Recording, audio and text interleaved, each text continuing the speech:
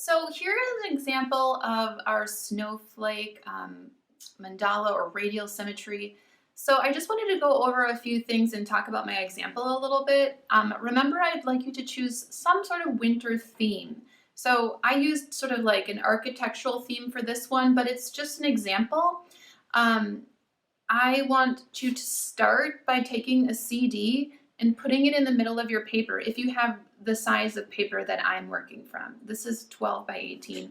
So if you don't have this paper, I suggest that you tape two pieces together, or maybe you can use something smaller than a CD, but a CD is perfect size for this. Then what you want to do is find you want to put a hexagon in the center and do a beautiful design in there.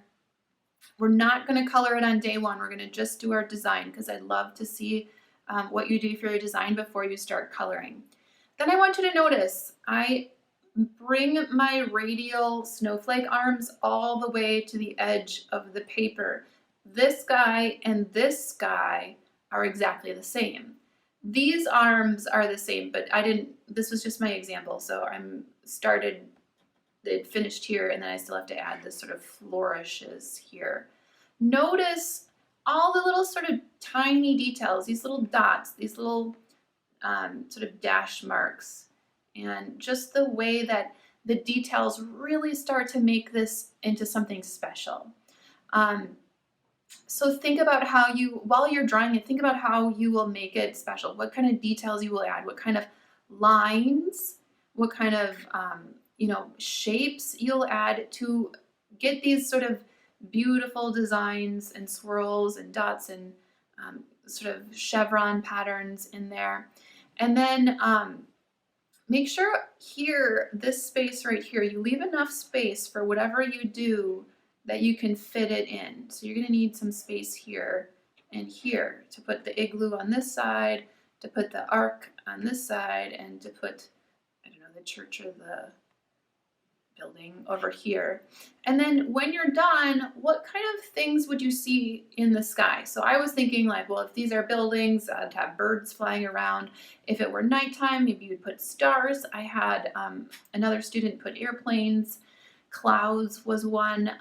You could just do decorative swirls, and think about doing swirls that aren't just a straight line, but maybe they're made up of dots. Maybe the swirl is tiny little dots all around, or dash marks. Mix it up. Think about the different lines that we use in art and use those lines as part of your designs. So think back to the designs that you made in your mandala and see if they have any value in this space. So I hope that you have a wonderful time making this. Think about the theme that you're using, and then when you do color it on day 2, which would be Thursday,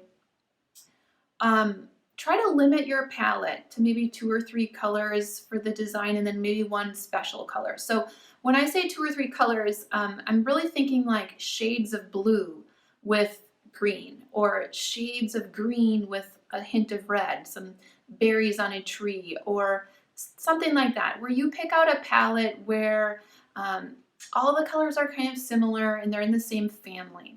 So be thinking about that while you're drawing it, and look at how this igloo has all these little details here, these little dots that kind of put together the bricks, and how the door has these dashed lines to show a shadow.